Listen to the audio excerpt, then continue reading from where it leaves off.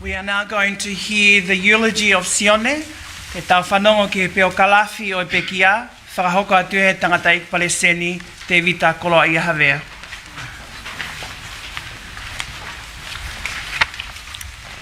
Thank you, moderator. Kufangat be ngai patapu. I know this is out of step because I'm not in the program. And I didn't think it was necessary at all to tell the story of the families. But since you give me the opportunity, hang on to your seat. Jione was born in 22nd of July 1965. As I mentioned already, he was named after our father, Jione with an S. Later on, Jione decided to add another name, so he asked permission from our father, and then he was named again after our grandfather, Jione with a J.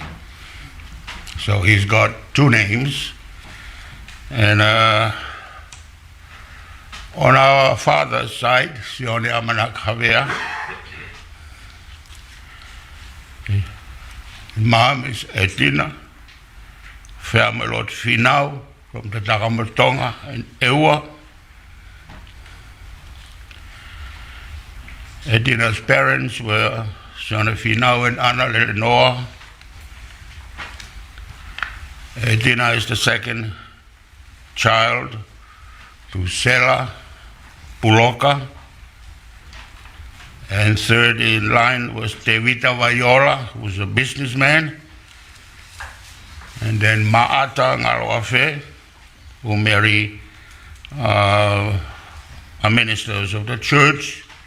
The grandchildren were the one who just spoke to you about the hymn, and the youngest one was Jione Haitini. I'd like to acknowledge our mother's side who are here, who travel from America and also from Tonga. On our father's side, Amanaki had brothers older than him. There's Paula, Manoa, Tevita, Sylvia, I'm sure there are others. But Amanaki mother was from the village of Utulau, Luisa Lagai Valu, and he had two sisters from that, Joana Ungatea and Nuspepa. Coming back to Jione's siblings, there were 7 of us. The eldest was Salesi, Tua of Havea, he died earlier this year. And then Luisa Lagai Klomatangi, and our only surviving sister, Jean Evelyn Hangana. And then Maata Fiamelot Havea, and Edina Derek Klismasi, myself and Jione.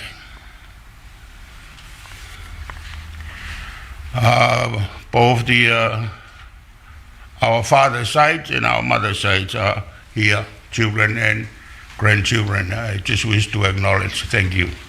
Thank you. Jione's schools, right from the beginning, he was a summa cum laude student all the way through. He went to primary school in Nuku'alofa. On the entrance exam to high school, Jione passed to Tonga High School. But my father didn't want him to go to the government schools. He preferred him going to church schools. But when he applied for the church schools, the principal told him, "You are too young to start with us." Fortunately, at that time, our parents were called to work at the Pacific Theological College in Suva. So we migrate 4 elders one were already in America, schooling. 3 younger one, me and my sister and Jione, went to Suvakurama School. That's where we continue our education. The next year, our sister joined the others in America, left me and Jione. The following year, I went also, and Jione was still the one in high school. Our parents returned to Tonga.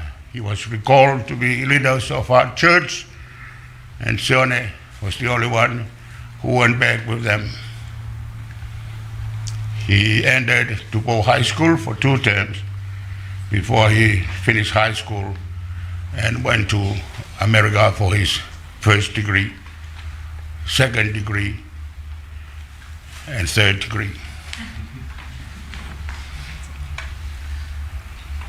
Texas Wesleyan College is a Methodist school in the southern part of America. That's where all 7 of us all went to school. 3 boys, we became ordained of the Methodist Church, Wesleyana in Tonga. All our siblings, the girls, Eveline married ministers also. But the others, they all became teachers and worked for our church at home.